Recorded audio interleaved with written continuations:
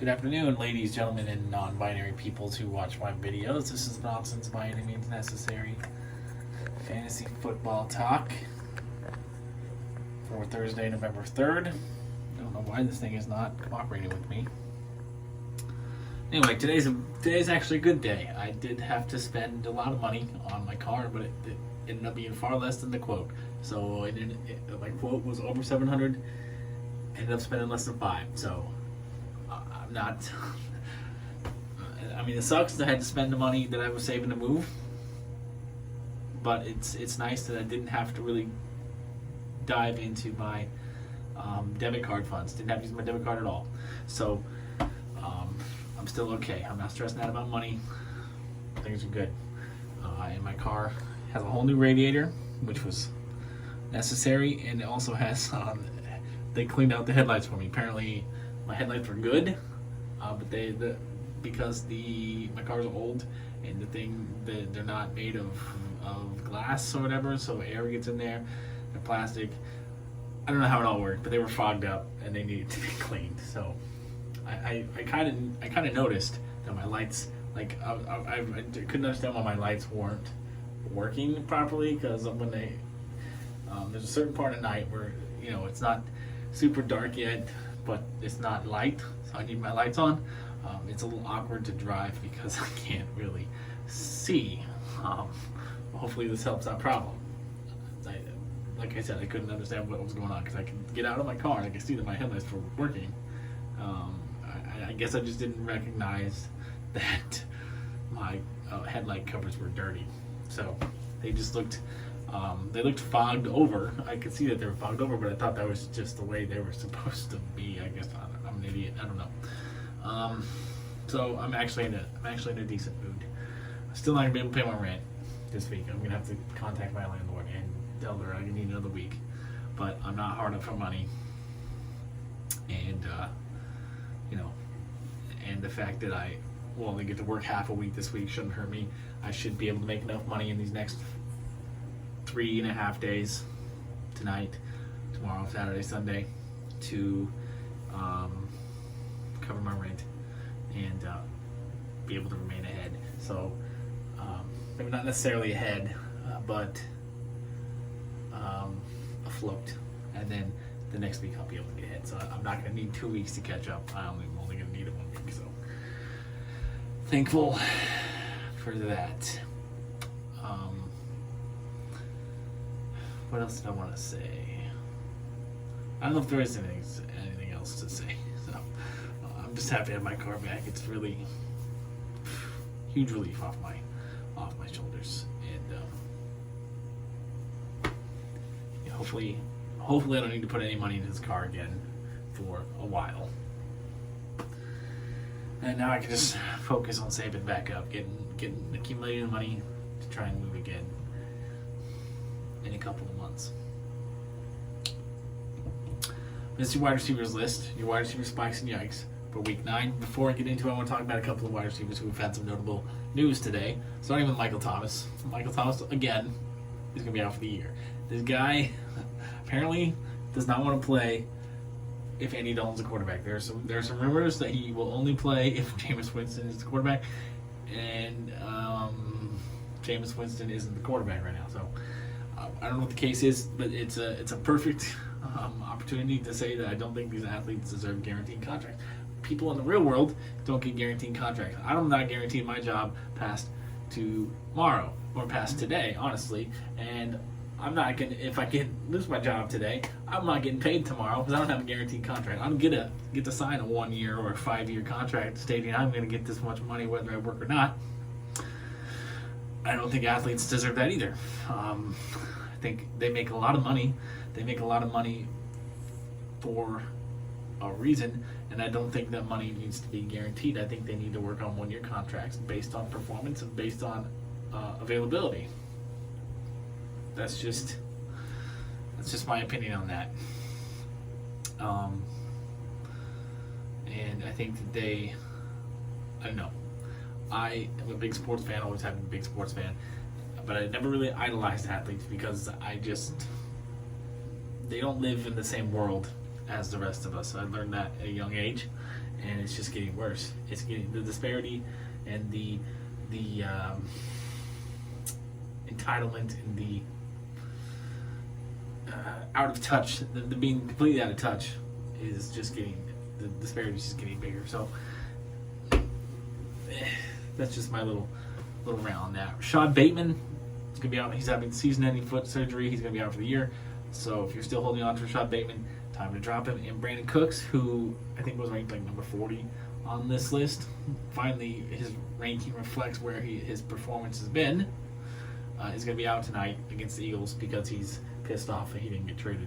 Another reason why guaranteed contracts shouldn't be a thing, because he signed the contract, the guaranteed money, knowing, oh yeah, I can take this money, but I don't actually have to play, and I don't have to want to be here. I can force a trade later, blah, blah, blah. So, Brandon Cooks, if he's not going to play at the very lofty paycheck that he's receiving, he needs to not get paid. That's my opinion on that. So, I mean, unless he's going to take a vacation week or a sick day or something, then I guess you could pay him. But I don't think you should be able to take a sick day on a game day, right? So, if you don't play, you shouldn't get paid. That's my opinion. I guess you call me a Republican if you want to. I'm not, but whatever. Let's get to it. Your top 30 list, your wide receiver 1s, 2s, and 3s for week 9. Top 10. These are your wide receiver 1s. Starting with number 1, Tyreek Hill of the Dolphins at the Chicago Bears. 2, we got Cooper Kupp. I think this is the first week Cooper Kupp hasn't been number 1. He is facing the Tampa Bay Buccaneers. He's also questionable, but I'm sure he's going to play. 3, I'm sure he's going to, I have no idea though. I don't own any Cooper Kupp shares this year because I wasn't drafting him based on last year, because last year he's never going to do what he did last year again. That was a historical one-off season, and I wasn't going to pay that price for him this year. Cooper Kupp at the Buccaneers. Number 2. 3, we got Stephon Diggs at the Jets. 4, we got Justin Jefferson, my boy, Jay Jettis at the Washington Commanders. 5, we got A.J. Brown tonight against the Texans. 6, we got DeAndre Hopkins versus Seattle. DeAndre Hopkins only took him 2 weeks to get back into the wide receiver 1 conversation. The guy's a freaking beast. 7, Devontae Adams at Jacksonville. 8, we got T. Higgins versus the Panthers. 9, we got Jalen Waddle at the Bears. So again, for the third straight week, we've got both Dolphins wide receivers ranked on the wide receiver 1 line. And 10, we got Amon-Ra St. Brown versus the Packers. His target share should be massive. We saw what he did in the second half of last year with Hawkins now. We should anticipate similar numbers this year, although he's not sneaking up on anybody this year. He had the benefit of no one knowing who the hell he was at the second half last year. Everybody knows who he is this year. The defense is going to be game planning for him, but his target share is still going to be massive. 11, wide receiver 2s, 11 through 20. DK Metcalf at the Cardinals. 12, we got Mike Evans versus the Rams, and the 13, we got Chris Godwin versus the Rams. So both Tampa wide receivers high in wide receiver 2s, despite the offensive struggles with Tampa Bay and Tom Brady and that offensive line. And Jalen Ramsey going to be covering both of those guys at some point. They're both high in wide receiver 2s. 4, we got Terry McLaurin versus my Vikings, which is legit because watching them firsthand, watching the secondary firsthand last week was aggravating because they weren't covering anybody. They were giving everybody. I mean, they were covering Hopkins. They were on his ass. But he's just so talented that it doesn't really matter. He's going to catch the ball anyway. But they were not covering Rondale Moore at all. They were giving Rondale Moore so much cushion, and Kyler Murray was just flopping it in there. Rondale Moore would run, catch the ball. He'd be wide open by 3 yards. And he'd run 3 yards, and then he'd break some tackles. It's like you gotta cover these guys. You gotta play some a little bit. Why are we playing prevent defense all day long? This game is not out of hand yet. I don't understand, and that's gonna come back to bite them in the ass later in the year or in the playoffs if they don't change. So yes, Terry McLaurin's a good start this week. Sorry for the tangent, but McLaurin that's a wide receiver 2. 15, we got Tyler Lockett at the Cardinals. So both Seattle wide receivers top 15 plays this week according to the experts. Will I agree? to stay tuned. 16, we got DJ Moore at the Bengals. 17, we got Chris Olave versus the Ravens. 18, we got Christian Kirk versus the Raiders. 19, Juju Smith-Schuster versus the Titans. And 20, we got Michael Pittman at the Patriots. Michael Pittman way down there. I think the change to Sam Ellinger is not boding well for these Colts wide receivers. Wide receiver 3s, 21 through 30. These are your guys who are in some leagues going to be some leagues that start, a lot of leagues start 3 wide receivers, so these will be starters. In some other leagues, they'll be flex plays. 21, we got Alan Lazard versus the Lions, presumably going to play.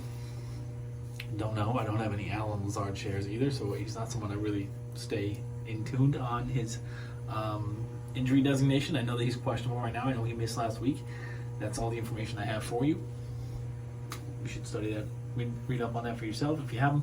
22, Tyler Boyd versus the Panthers. 23, we got Gabe Davis and the Jets. 24, we got Devontae Smith tonight against the Texans. So both Philly wide receivers are startable, but you kind of already knew that. And then 25, we got Adam Thielen, my boy, Adam Thielen against the Commanders. He's questionable too, but I think he's going to play because he, by all accounts, the injury was not very serious. So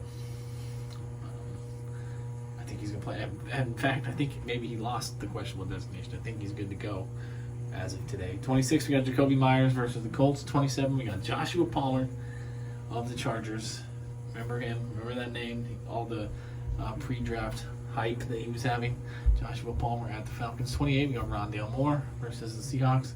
29, we got Romeo Doubs at the Lions. So both Packers have 2 wide receivers for the first time this year in the top 30. They're both wide receiver 3s, but they're ranked. And then at 30, we got Zay Jones versus the Raiders. So 2 Jacksonville wide receivers in the top 30 this week. All right, my yikes. Starting with wide receiver 1, T. Higgins. I think the Panthers secondary is pretty good. J.C. Horn's good. Who's the other guy out there? I can't believe I already forgot his name.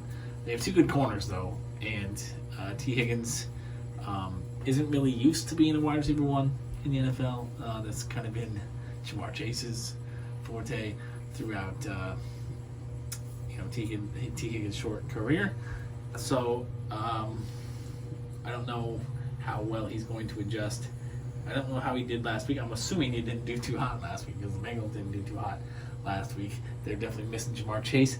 Will that carry over to this game against a much more inspired Panthers team since the firing of Matt Rule? Who knows? But I'm speculating. My personal feelings are that T. Higgins is not going to be a wide receiver 1, so I'm docking him down to wide receiver 2 status. Other yikes. A couple of guys in the wide receiver 3 line. My boy Adam Thielen. I just think the arrival of T.J. Hockenson is not going to be good for him. And also the injury. He may be good to go. He may not have an injury designation, but I know that he's still hurt. I don't know. I don't particularly like him. I don't think I would start him even in a 3 wide receiver league this week. Let's see how he does. I mean, I don't know how much Hawkinson's really going to contribute this week. I know he's going to be out there for a lot of snaps because they don't have. Herb Smith's out, and Johnny Munt is the next one. And Johnny Munt, congratulations to him for catching his first touchdown pass last week of his career in like 10 years in the league. That was cool. And it was cool to see that, but he's not a fantasy relevant guy. He's out there for blocking. So Hawkinson's going to get a lot of snaps. We'll see how the target share between Thielen and Hawkinson goes. But I'm not really super into either one of them this week because I want to see how it plays out. Next, Joshua Palmer. We haven't seen anything from Joshua Palmer this year. The hype is not real. He's not very good. He's still questionable. We don't even know if he's going to play this week or not anyway. And if he does, based on these rankings, I don't know. I don't understand why he's the highest ranked Chargers wide receiver. And we're going to talk about a couple of the other ones later. Joshua Palmer is like third on the list for me, and according to the experts, he's number one. So I'm not into that. Joshua Palmer's outside my top 30. So that's it. That's all I have for the yikes. Pretty much okay with the rankings otherwise. My spikes, I only really have one in the top 30. That's Rondale Moore. I think he's much better than 28th ranked wide receiver this week, especially with Adam Thielen and Joshua Palmer just above him in the ranks. I would put Rondale up in the top 25. In fact, I would probably put him ahead of Gabe Davis and Devontae Smith. He would probably be more of wide receiver 23-ish for me. And then my other spikes, 4 guys outside the top 30, starting with Keenan Allen, who's right there at 31. I don't understand why he's not the guy up in the top 30. He's missed a lot of time. He's got to be healthy 100% by now because he played in the game 2 weeks ago, and he had a whole week off. He's had 2 weeks to recover. I would have to imagine he's 100% because he's missed a lot of time. And we know what Keenan Allen can do when he's out there. He's going to be a target hog. Him and Justin Herbert have great chemistry. He's had great chemistry with every quarterback he's played with. Oh man, I forgot my soda. I was going to crack that open and drink it while I filmed because I want you guys to see me drinking that Pepsi. I haven't had caffeine yet. Well, that's not true. I guess I had a Fanta for lunch, with my lunch, but I haven't had cola yet today. I need some cola today. Real sugar cola stuff because that's where it's at. But Keenan Allen, I would put him, I'd honestly have him way higher. But I don't know who I would be knocking out of the top 20 to put him in there. Probably Juju. I don't know. None of the Chiefs wide receivers have really been consistent enough to be relied on as more than a wide receiver 3. So I'd put him ahead of Juju and knock Juju into the wide receiver 3 tier, but I'm not yiking Juju because he's at 19. I'd put him at 21. That's not that big of a deal. So not yiking him.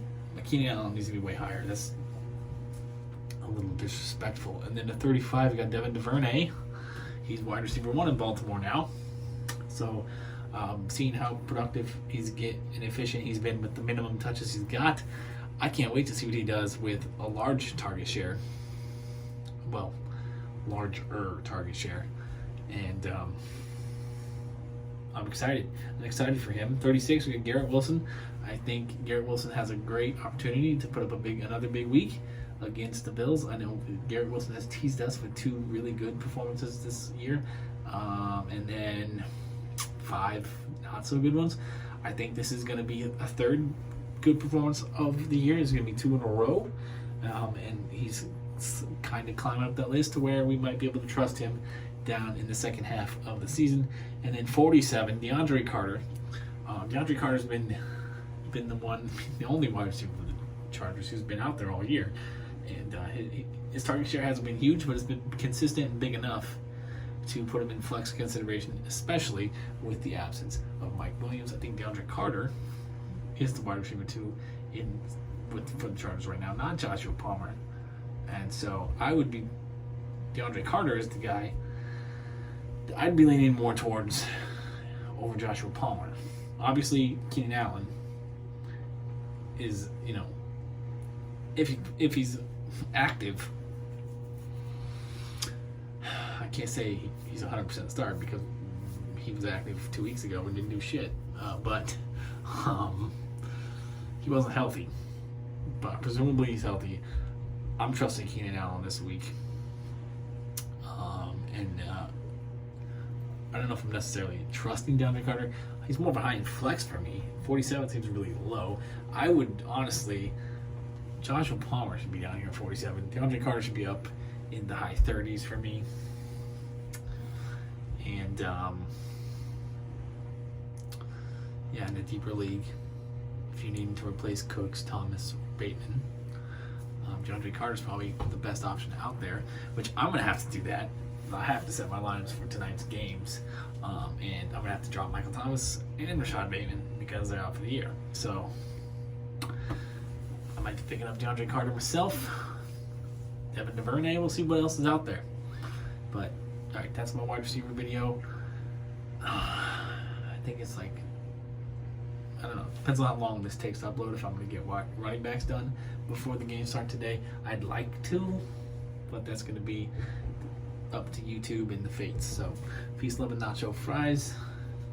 You guys have a good day. If you're watching tonight's game, hopefully it's good. I don't think it's going to be. I think Eagles are going to smoke them, but one can hope. Maybe Texans. Maybe this will be the Texans. This will be the game they finally win, and the Eagles finally lose. No, that would be exciting, wouldn't it? So, hopefully it's at least a good game, though. Yeah, that's all we can hope for. Thursday games have been pretty disappointing this year, right? But, all right, bye-bye.